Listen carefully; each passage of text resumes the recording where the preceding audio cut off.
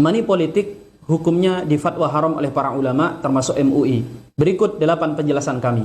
Yang pertama, ulama hanya berbeda pendapat tentang status money politik. Apakah dia rishwah atau sogokan ataukah penyelewengan amanah. Dua-duanya dihukumi haram. Dan pendapat yang kuat menyatakan bahwa money politik itu lebih tepat disebut sebagai rishwah atau sogokan. Yang kedua, rishwah atau sogokan disepakati oleh para ulama keharamannya. Telah banyak hadis-hadis Nabi SAW yang menerangkan tentang masalah ini. Di antaranya Rasul bersabda, ar-rashi wal murtashi finnar. Orang yang menyogok dan yang disogok, dua-duanya ada dalam neraka. Money politik termasuk rishwah atau sogokan.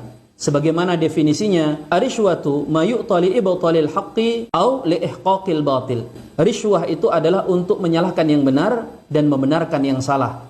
Itulah mengapa kemudian para ulama kontemporer menyebut money politik dengan istilah rishwatul intikhabiyah, sogokan pemilu, yang hukumnya diharamkan sebagaimana hukum asal daripada sogokan itu juga diharamkan. Penjelasan yang ketiga, ada yang berkilah, bagaimana kalau pemberian itu dimaknai sebagai sedekah atau hadiah?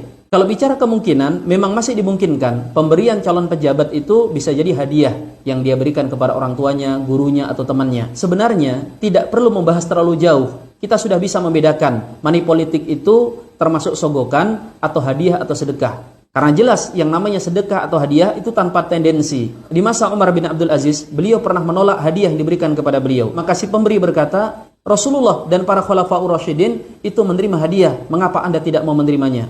Maka Sayyidina Umar bin Abdul Aziz menjawab, kanatil hadiyatu fi zamani Rasulillah sallallahu alaihi wasallam hadiah wal yauma rishwah. Pemberian di masa Rasulullah itu memang murni pemberian atau hadiah, tetapi hari ini dia adalah sogokan. Jika di masa Umar bin Abdul Aziz yang beliau hidup di zaman generasi terbaik di masa tabi'in, beliau sudah menyebut seperti itu, lalu bagaimana dengan zaman kita? Yang keempat, teman-teman sekalian, kita harus ingat bahwa apa yang kita terima itu tidak sebanding dengan apa yang kita serahkan. Ketika kita menerima uang ratusan ribu itu, hakikatnya yang kita serahkan adalah harga diri kita, keluarga kita, dan masa depan bangsa negara kita. Dengan menerima uang rishwah tersebut, kita telah menukar amanah dengan kezaliman, yaitu dengan menyerahkan kekuasaan kepada orang yang tidak layak untuk menerimanya.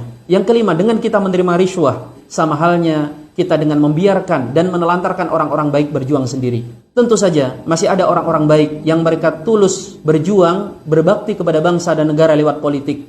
Yang keenam, ketika kita menerima sogokan tersebut, kita telah jatuh kepada pilihan yang si malakama. Kalau kita terima uangnya, kemudian kita tidak pilih orang tersebut, maka kita telah menyelisih akad, dan tentu itu berdosa. Dan kalau kita pilih orang tersebut, dosanya akan lebih besar lagi.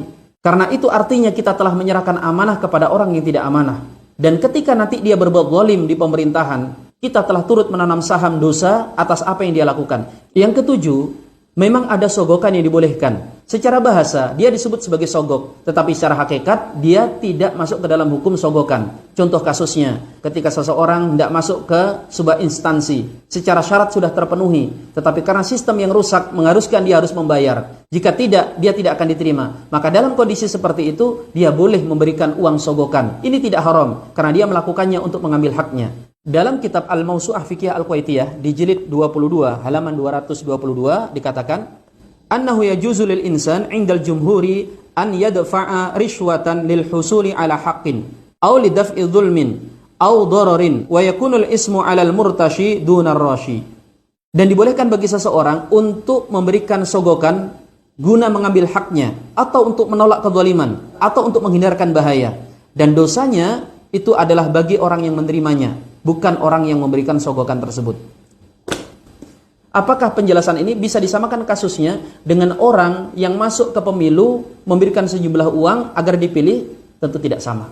Yang kedelapan, ada yang membawa-bawa kalimat, kalau orang baik tidak melakukannya, maka yang akan terpilih adalah orang jahat. Kalimat ini sepintas benar dan bisa menggunakan kaidah di bahasan poin ketujuh tadi.